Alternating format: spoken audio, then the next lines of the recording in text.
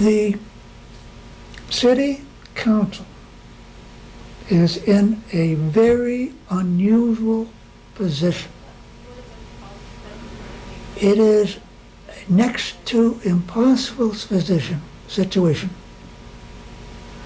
where the city council can fire the city manager and have a decision of judge and jury to back up their firing. That's the Monteiro case. The judge in the Monteiro case clearly called the city manager reprehensible, city government reprehensible. The judge and jury found that the city manager destroyed the life of a woman, a black woman, in retaliation for her filing a civil rights action. The damages in that case are now in excess of $6 million.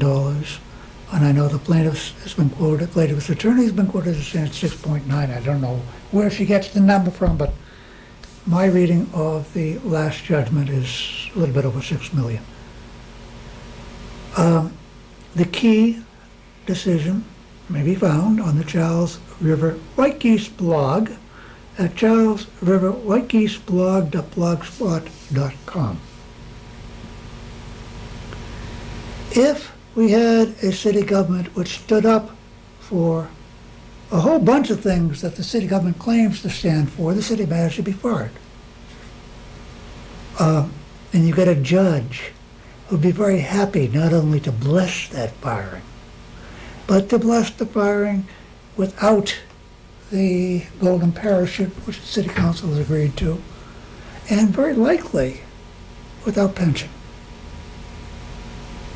The firing of the city manager under these circumstances, if Cambridge had a government which resembled the government that our city council claims to be, would be of no great consequence from a judicial point of view.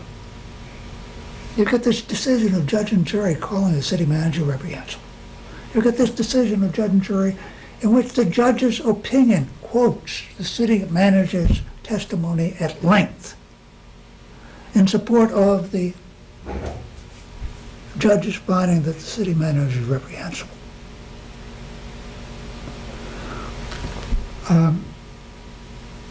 There is little question in my mind, but that the judge could readily find these golden parachute provisions of the city manager's contract as void against public policy under the circumstances. The interesting situation would be if they try to fire him without pension. You've got legislation which directs that a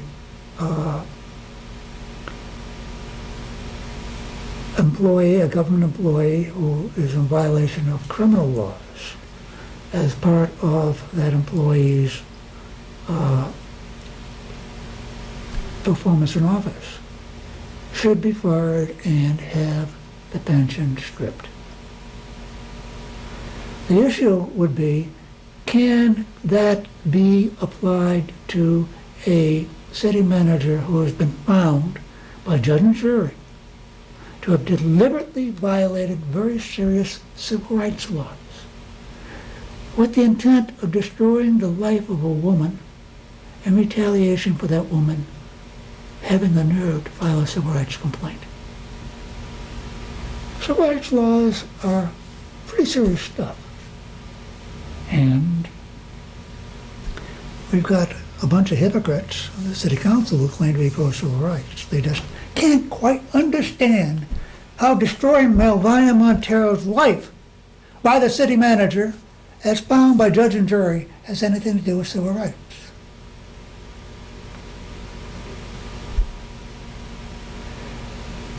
But the last thing that at least 8 city councilors are concerned about is reality.